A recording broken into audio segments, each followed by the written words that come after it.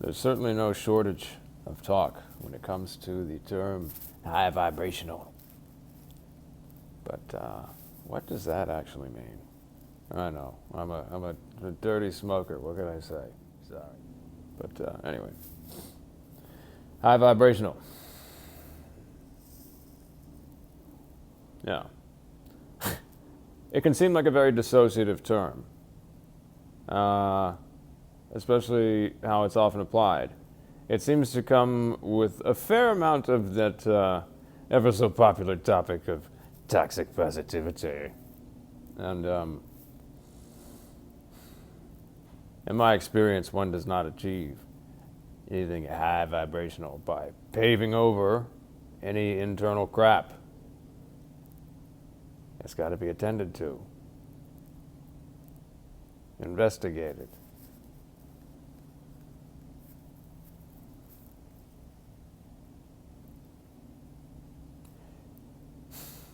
I've said this to a few folks now, and it occurred to me that what I'm trying to say probably doesn't come through. It probably sounds like a weird flex or something, and that's not the point.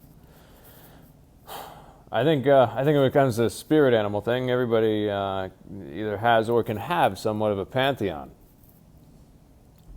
You know, a different avatar for any number of different situations and aspects of oneself. And these things can come to one's awareness very synchronistically during any times of exploration and that sort of thing. Unraveling. And then the healing work and whatnot.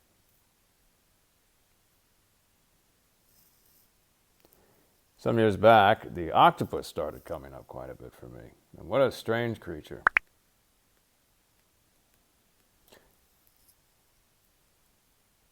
It's enigmatic, remarkably strong, but also very squishy.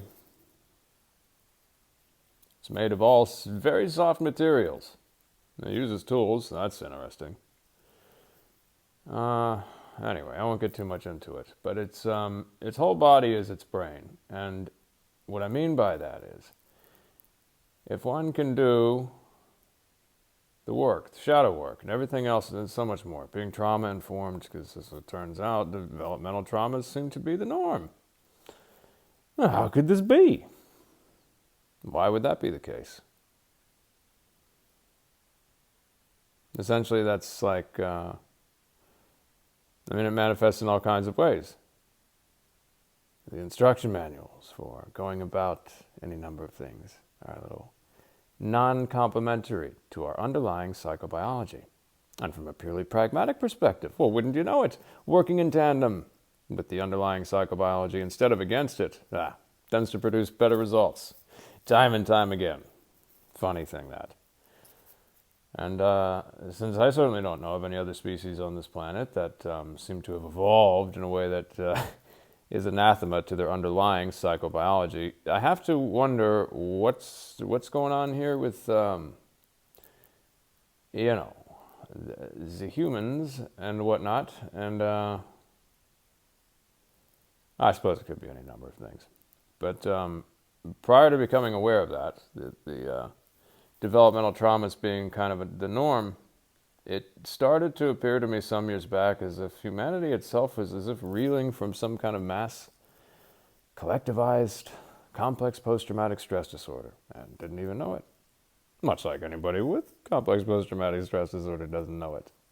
It's normalized. Hell, many aspects of it are even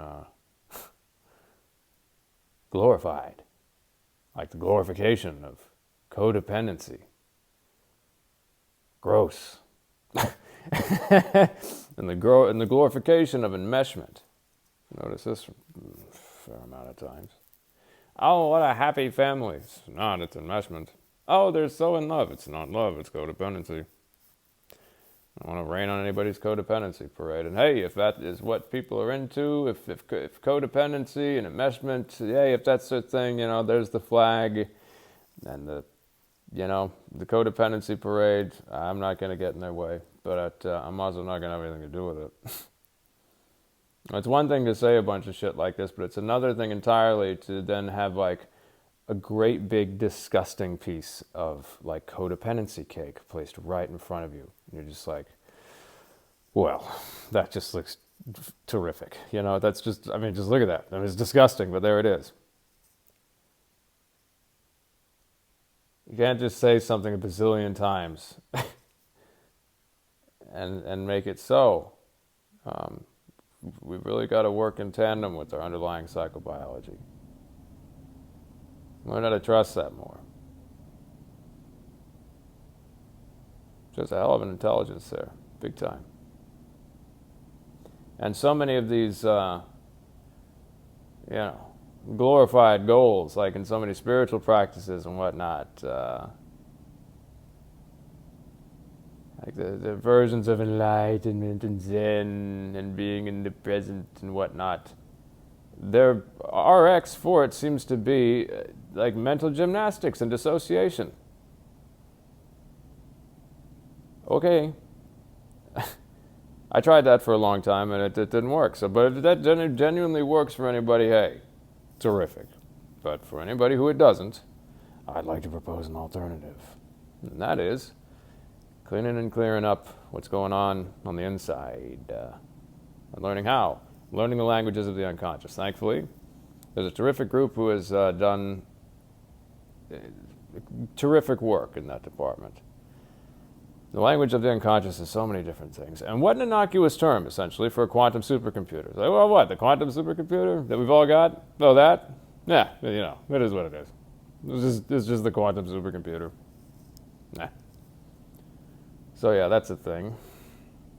And when there's a language there. A lot of them. And there certainly seems to be a fair amount of universal similarities in there as well. It's quite mystical, especially at certain levels. But anyway, Young to Live By, I've recommended them many times, and I'll do it many more times. That's a great place to. They've got a terrific library right on YouTube. That's Jung, as in Carl Jung. And, it can get a little heady, but regardless, they've done a terrific job breaking it down. And sometimes just knowing about this stuff can do wonders. It just unlocks things. Or it connects the dots in a new way. Be very shamanic. I've also found that certain aspects of oneself that might be frozen developmentally can get caught up pretty quick. All things considered. If you tap in the right kind of way, and it'll take some finagling and trial and error for sure. So it's like learning a bunch of new skills. And custom tailoring, because there's no one size fits all in spite of universal similarities. So that's another thing. But nevertheless, it helps to know, a fair amount of those universal similarities. Let's see here. Surely there was something else. Oh yeah, so doing that, becoming trauma informed. It's very important. For that, I'd recommend Damn Near Anything from Daniel Mackler. He's also on YouTube. He's a former psychotherapist who had to quit his profession due to a number of objections, and I get it.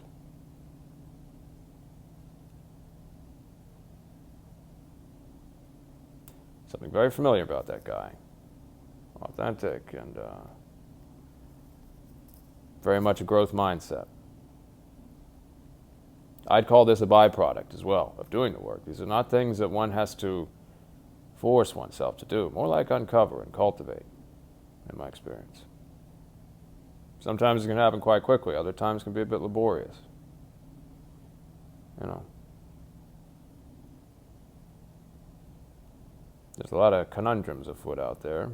But luckily, there seems to have been some kind of mandate or something to unravel these complexities and get down to it, so we can start getting back on track in whatever way, shapes, and form that may begin to manifest a bit more.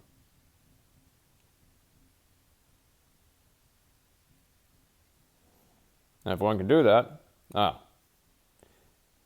back to the octopus thing. It's as if your whole body becomes your brain. But it's not all cognitive, far from it. There's, feelings are another sensory modality, emotions, everything like this. It's all data processing and some. One needn't strive to be, in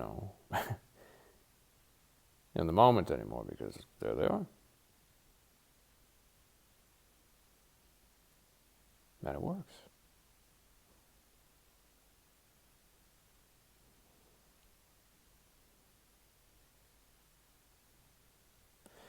You can take some building up, that's for sure. And there's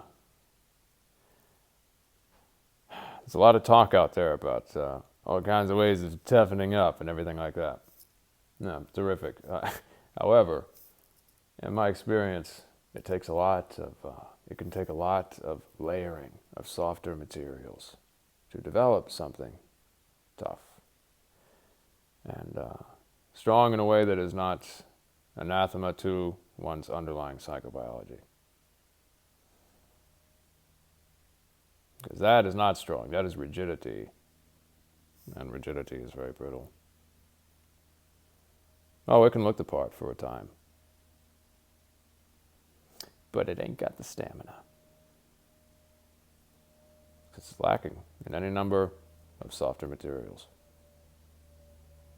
Anyway, hopefully that makes sense. If not, I'll see if I can break it down another way. Alrighty, thanks for tuning in.